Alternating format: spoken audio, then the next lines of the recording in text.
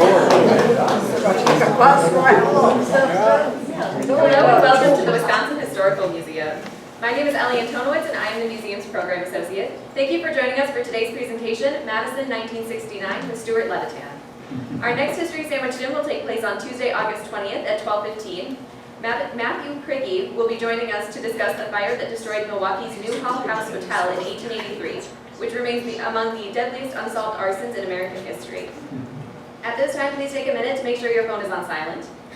Also, if you have time after the program, we would really appreciate it if you filled out the survey that is sitting on your chair.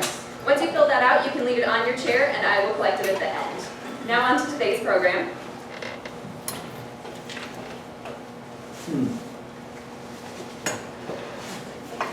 Today we are pleased to introduce Stu Levitan as part of the Wisconsin Historical Museum's History Sandwiched In lecture series.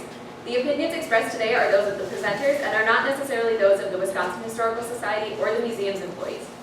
Stu Levitan is an award-winning print and broadcast journalist and a mainstay of Madison media and government since 1975.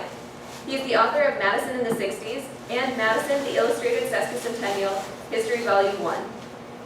He has written extensively on politics, culture, and Madison history for several publications and currently produces the Madison in the 60s podcast for Ward FM Community Radio, where he also serves as vice president of the board. He hosts Access City Hall on the Madison City Channel and previously produced the interview program Books and Beats with Stu Levitan on 92.1 The Mic. After leaving daily journalism in 1980, Stu served 5 years on the Dane County Board of Supervisors and spent 27 years as a labor mediator and arbitrator for the State Employment Relations Commission. Stu has also chaired several City of Madison commissions, including the Community Development Authority, Landmarks Commission, and Plan Commission. This fall, he will present a course on urban renewal and civil rights in the 60s through the UW Division of Continuing Studies. Here today to discuss Madison in 1969, please join me in welcoming Stu Levitan.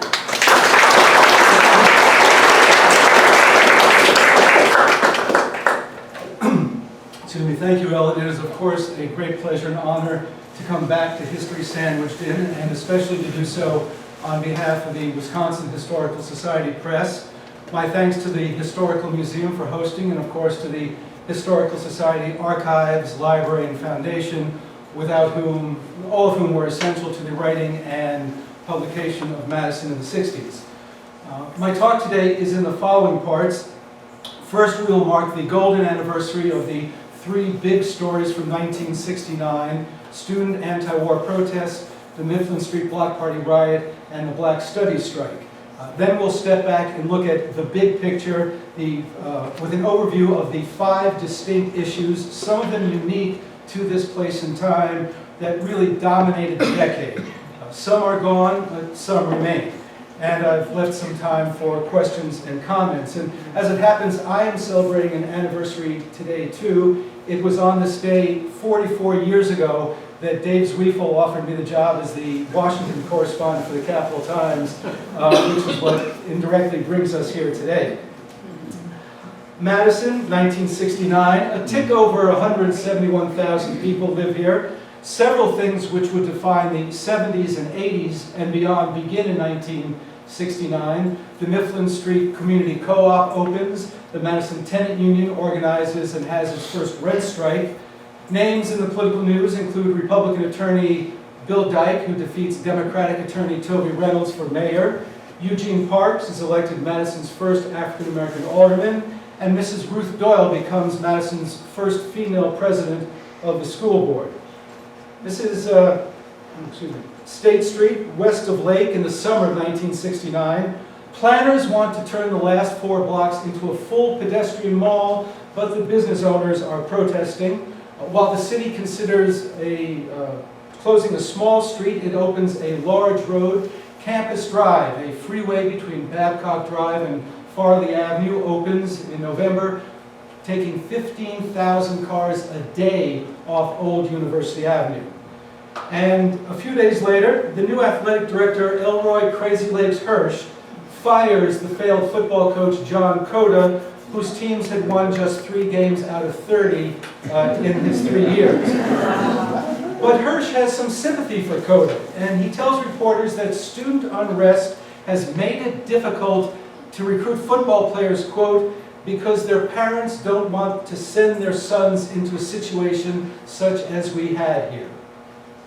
And the situation such as we had here in 1969 was pretty bad, and it was getting worse.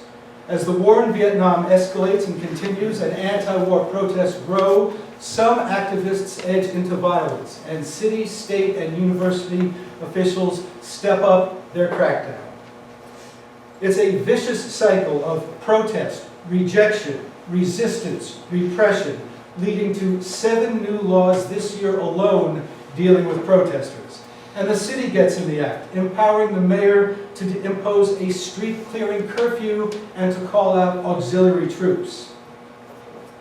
We are in a period of unlawful conduct bordering on outright rebellion and anarchy, Police Chief Wilbur Emery tells graduating cadets.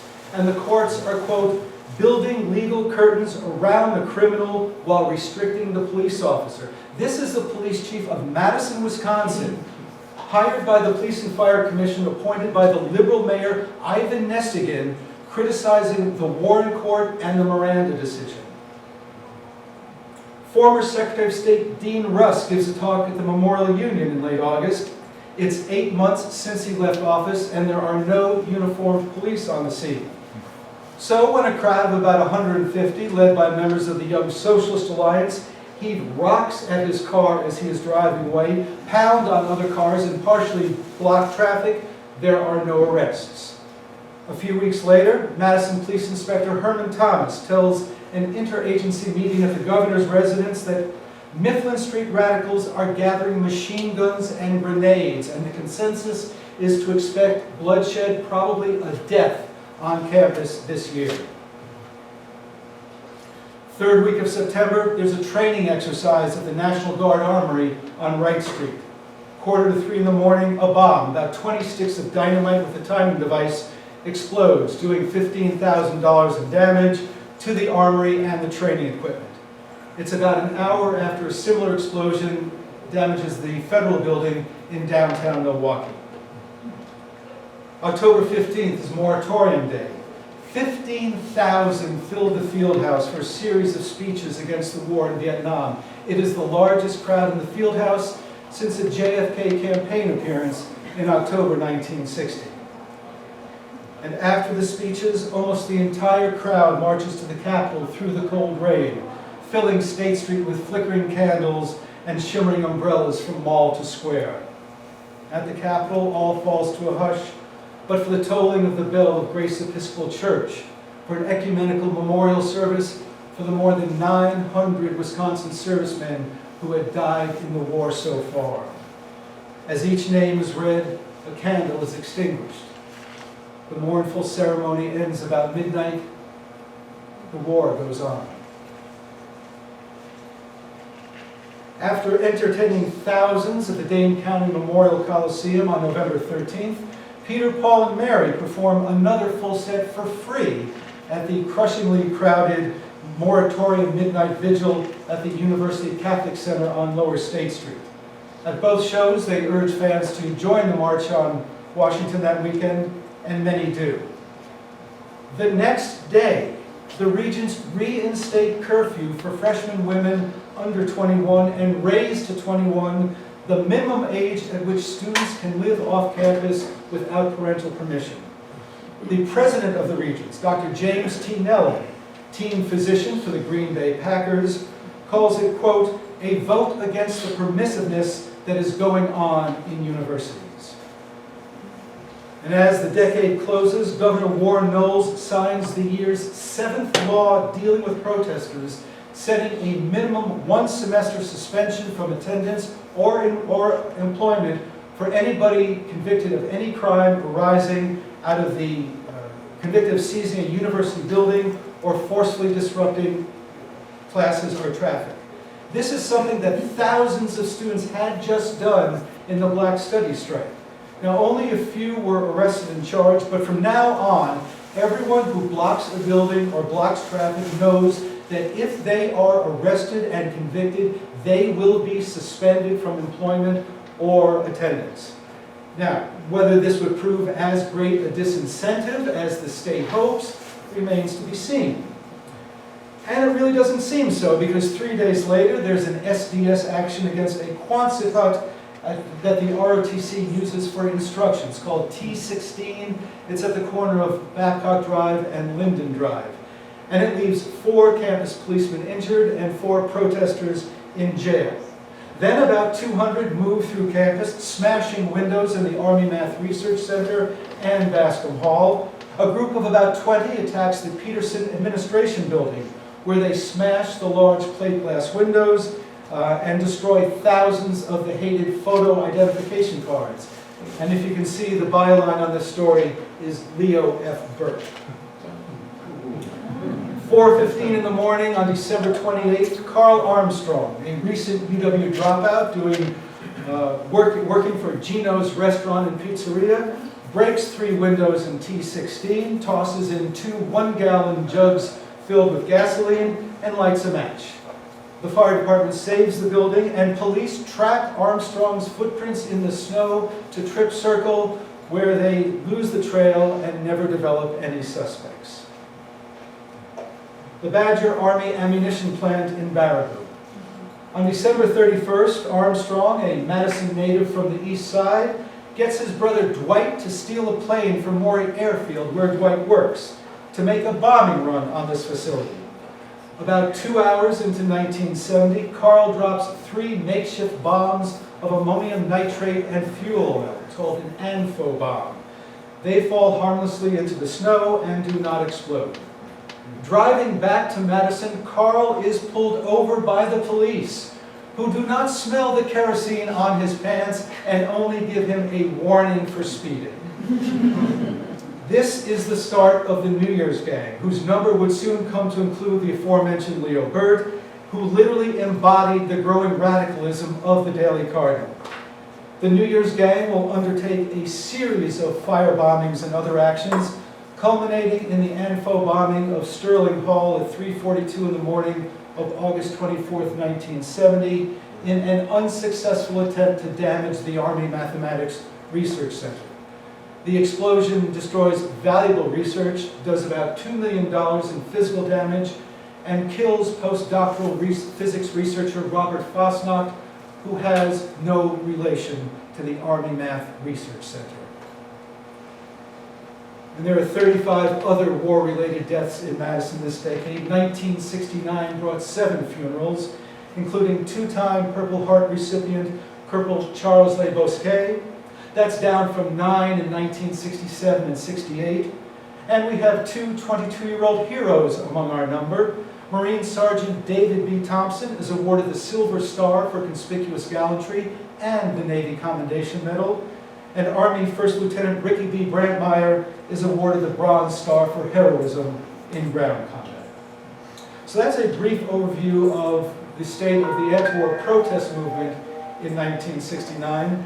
Now let's go to the Black Studies strike. The Black Studies strike was the most successful political protest of the decade. Students issued a series of demands and got several of them satisfied, including the most important one. At the time, when there were about 500 black students out of 35,500 on campus, the university's academic program for Black Studies consisted of 2 courses, a seminar, and a series of guest lecturers. It was not enough. Friday, February 7th, 1969, the Black People's Alliance presents the 13 demands, starting with a degree-granting program in a Black Studies department, organized and controlled by black students and faculty, with students having veto power over personnel decisions. They also want to double the black enrollment and more. Then about 300 students, mostly white, march up Bascom Hill and enter classrooms in 7 buildings to explain their demands. Some professors and students are intimidated, but there are no arrests or serious incidents. A group of about 1,500 do the same thing on Monday. The Reverend Jesse Jackson is on campus Friday night for a WSA symposium on the Black Revolution, curated by the same woman, Marjorie Tabankin, who would organize the Moratorium Day speeches. Jackson tells an overflow crowd in the Great Hall that the 13 demands, quote, should be followed to the letter. And from the same stage the next afternoon, black student leader Willie Edwards tells a large crowd, quote, "The only power we have is the power to disrupt. And if the 13 demands are not met, this university will not function." Afterwards, about 600 students chanting, 2, 4, 6, 8, organize and smash the state, march on the field house to disrupt the basketball game with Ohio State. 150 helmeted police with riot sticks and tear gas arrived barely 5 minutes before the students did. If they had not arrived at the field house when they did, Chancellor Edwin Young tells the regents, there would have been a great deal of violence. There are scuffles at various gates, and the governor's black ramblers vandalized. 4 students are arrested. Most of the 11,000 basketball fans are unaware of the disturbance. The WSA calls the university a racist institution and supports the strike. The Student Senate creates a bail fund. Tuesday, a new tactic. A non-penetrable picket line standing in the schoolhouse door to shut the campus down. Some fistfights break out, but the lines generally hold and hundreds leave or are turned away. Strikers have effectively seized control of several university buildings when close to 200 city and county officers sweep up the hill and the obstructors, as they say, make like steam and vaporize. There are more blockades on Wednesday and the cops are overwhelmed, so Mayor Otto Fesky and Chancellor Young and other campus leaders asked Governor Warren Knowles to call out the National Guard, which he does, 900 at first. The guardsmen keep buildings open, but they also trigger a defensive reaction by the students, causing strike participation to increase sharply. That afternoon, close to 7,000 students, that's almost 20% of the entire student body, take to the streets under a tight control by the black marshals, and they block University Avenue for hours. Knowles activates another 1,200 guardsmen.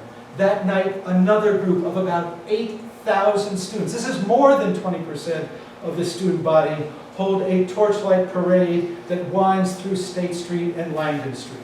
It is self-policed and orderly, with only a few racist catcalling by onlookers. Things calm down on Friday, and the Guard leaves the central campus. There is a Valentine's Day march to the Capitol on February 14th. It goes to the Capitol and back and disrupts traffic, but again is disciplined and peaceful, as is another march, another torchlit march of about 1,000 that night.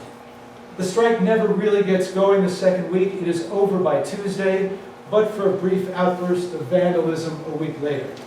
Over the 11 days of the strike, attendance has been off by about 10% in classes on the Hill, while on the Western campus, things were pretty much normal.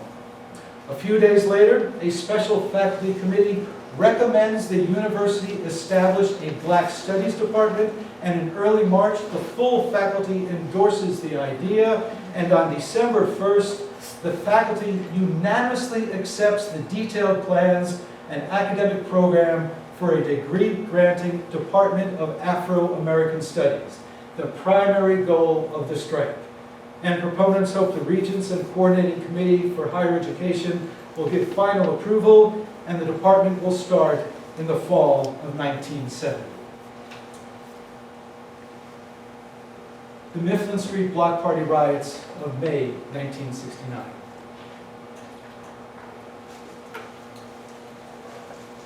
Invitation to a block party that becomes a 3-night riot and an example of how history happens.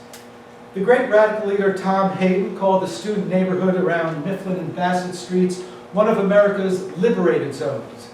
But in the angry year of 1969, it becomes a war zone. That is the Zigzag Man. He's the logo of a French company that makes rolling papers, originally for cigarettes, by now mainly for marijuana.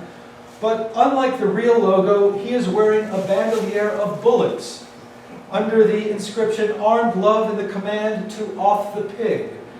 This worries Police Chief Wilbur Emery, so he schedules extra men and coordinates with Sheriff Jack Leslie for 100 or so Dane County deputies to be in reserve. He does not bother to consult with Mayor Bill Dyke, who has only been in office for 2 weeks. Detective Tom McCarthy, whose face was fractured by a brick at the Dow protest in 1967, is looking forward to the weekend. "We're going to bring the war to Mifflin Street," he vows. Now, the hippies and the heavies and the hangers-on of Mifflin Street don't really care that they don't have a permit to block the street. Many neighborhoods throw block parties without a permit. There was just a block party a week before on Gilman Street, no permit, and the police actually diverted traffic. That's not going to happen today. Mid-afternoon on Saturday, May 3rd, groups are gathering on the porches and lawns, grooving to the tunes coming from Ronnie Bergman's house at 512 West Mifflin Street. That's when the police department's number 2 man, Herman Thomas, and a few officers respond to a purported noise complaint. It does not go well. The music plays on, kids edge off the sidewalk into the street. Thomas goes and gets 8 more men, this time in riot gear. "We're going down there to crack some skulls," he tells them, and he returns to the scene about 4:15. He orders the crowd to clear the street and is met with vulgar catcalls, a few rocks, and a roasted pig's head on a stick. Baton-wielding police start pushing into the crowd and making a few arrests, including Alderman Paul Soglin, whom they pull up and out of his 1959 Triumph convertible and arrest for driving on the street they are supposedly there to keep open. Soon, 30 officers in riot gear are in the street, and about 500 youth are on porches and roofs, and a handful are hurling rocks and bottles. When Thomas fully unleashes his men, they charge into the crowd with riot masks on and nightsticks up and are met with a hail of rocks and bricks. Thomas fires some tear gas and withdraws and calls in the 100 county and university officials and officers standing by. For the next several hours, small affinity groups engage in hit-and-run battles with police, often in coordinated attacks and ambushes. County deputies pump out massive amounts of tear gas, and a toxic cloud settles over the 3 flats. The crowd blocks Bassett Street with burning barricades. Cops knock them down, they're set back up. Finally, an uneasy calm settles over the neighborhood around midnight. It does not last. Sunday, as hundreds of youth congregate and an equal number of officers approach, Mayor Dyke again refuses to grant a temporary street permit and threatens to use his new power to declare a street clearing curfew. That afternoon, Alderman Soglin is arrested a second time for unlawful assembly while standing by himself near his Bassett Street apartment. When jailers won't take Alderwoman Alicia Ashman's check for his $507 bail, Fire Captain Ed Durkin, president of Firefighters Local 311, authorizes the use of union funds. The police department and the Police and Fire Commission are not amused, especially since Soglin was one of the few aldermen to support Ed Durkin when he took Local 311 out on an illegal strike just a few months before. If everyone wonders what the distinguishing factor about Madison is, it's this. We had a fire captain and a union leader in the 1960s, in Ed Durkin, who took the union out on 2 illegal strikes. What did we do to him? We made him chief.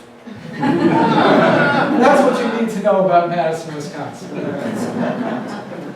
Alderman Eugene Parks, elected in April as the city's first African-American alderman, is also arrested for not leaving when police tell him to. If you know Gene Parks, he doesn't do what police tell him to. A jury finds Alderman Parks innocent, but the council breaks with its usual practice and refuses to pay his legal fees, which his attorney Dick Cates then waives.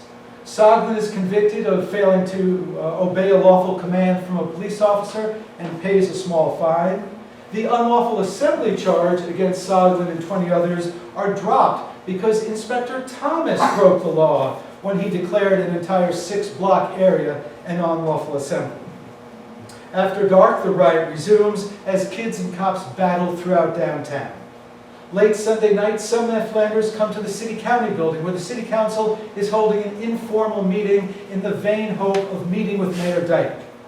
But a horde of high school kids and other townies beat them up, while sheriff deputies turn their backs and do not intervene.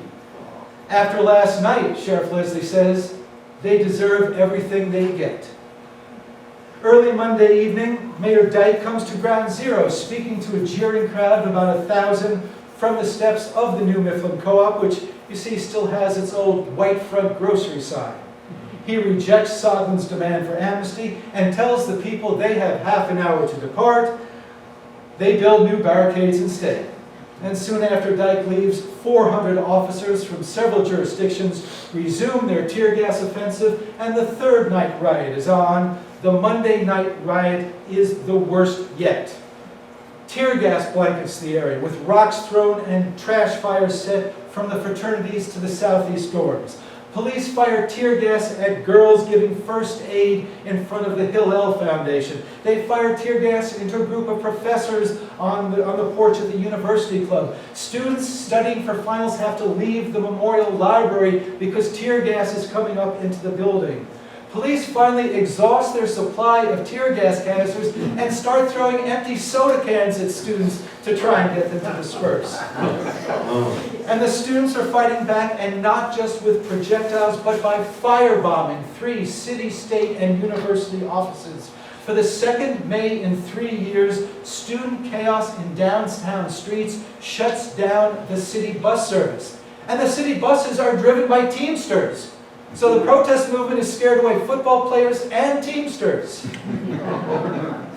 Tuesday morning, there are shattered storefronts up and down State Street. 86 people have been treated for injuries. The Student Senate puts $1,900 into a bail fund for the 100 or so arrestees. The city and county have spent about $80,000 for overtime and emergency costs. And Madison has again made its mark with the first lifestyle riot of the era. This is 3 weeks before Stonewall. On Tuesday, a citizens group called the Committee of 30 gets Dyke to withdraw the police so their volunteers can go into the neighborhood to interview the kids to find out not just what happened, but why. And the group is organized and led by a young attorney with the La Follette Sinekin firm. Shirley S. Abrahamson, with help from businessman philanthropist Lowell Fauci and the Reverend Max Gabler. Dozens of volunteers spend 3 days hearing about mean cops and bad landlords. And the committee tells Dyke, and he orders a comprehensive inspection of all 140 buildings in the core Mifflin area. 221 citations for building and sanitary code later, Dyke declares there is considerable legitimacy to the tenant complaints. Now, while there's peace in the streets, there is no peace in the suites at City Hall. Soglin pleads for a 4-hour block party permit for Saturday, and even though Mayor Dyke now supports the request and praises Soglin for, quote, his desperate and significant attempt to bring peace, the council denies the permit 17-3. These people have shown a lack of respect for anything honest and decent, Eastside Alderman Ralph Hornbeck says. They've also shown they plan to have a party whether or not they have a permit. And the threatened showdown is averted only when Ed Durkin, who was popular with students even before he bailed Soglin out, invites everyone to his large spread on the west side. Dyke provides 2 city buses free of charge, the Mifflin Co-op gives the beer, and about 400 Mifflanders have a pretty good party in pig roast. And the national media take note. Campus riots in many parts of the country have given some people the idea there are too many radicals, CBS newsman Murray Fromson reports. But perhaps in fairness it should be said there are too few Ed Durkins. In June, Mayor Dyke appoints a 3-man panel to investigate why and how things got so out of hand. Their report blames both sides and pleases neither. Now, among its findings, that Police Chief Emery's policy of responding with overwhelming force before it's needed actually helped provoke the riot. The committee finds that the police did not use tear gas, quote, until they had been pelted with missiles, but faults Emery and Thomas for the initial response. Quote, the second additional precipitating factor was the bringing of police attired in riot gear to Mifflin Street before there had been any actual violence. Police show up in riot gear, the kids go, hey, you want a riot? Okay, we'll give you a riot. Once the violence began, the report continues, training proved inadequate in the case of a certain few officers who during the disorders engaged in beatings, improper use of riot sticks, and indiscriminate and improper use of tear gas. More and better training in this field is needed. Stores along State Street with shattered windows and lost inventory filed claims for $8,000 under a state law making cities responsible for damages during riots. The day after Christmas, the city denies all claims. Now, this was a time when the Badger football team had gone 0-19-1 over the past 2 years. And the Wisconsin State Journal columnist Roundy Coughlin had a unique perspective on the first 2 nights of riots. If the football team could get a march on like a lot of the students did Sunday night, they would go to the Rose Bowl. And a few days later, a sibling city's underground press pays respect on its front page, and this is just 100 miles north of the Rose Bowl Stadium itself. On Wisconsin, the Berkeley Bar declares. So those are the highlights of 1969. I want to take a few minutes now and step back and give you the big picture and the 5 issues that dominated the decade. At one time or another, each of these issues was the most important issue in city politics and government, and often had a direct and overwhelming impact on city elections. Law Park, landfill on the shores of Lake Monona, here being used as a waterfront parking lot. And as the decade opens, the most politically significant issue was building or blocking Monona Terrace, the Civic Auditorium and Convention Center Frank Lloyd Wright designed for this location. It was the big issue in 1960 and loomed so large in 1961 that Henry Reynolds ran for mayor, that it was the main reason that Henry Reynolds ran for mayor, and killing it was the main issue in a referendum in 1962. It was the dominant issue for those 3 years. This is Frank Lloyd Wright's last iteration, finished 7 weeks before his death. The project was approved by referendum in 1954, contracted for in 1956, killed by state legislation in 1957, revived by state legislation in 1959, put out to bid in 1961. That's how close we came to building it. We put it out to bid in 1961 and was abandoned by referendum a year later. Henry Reynolds and the other conservative businessmen who fought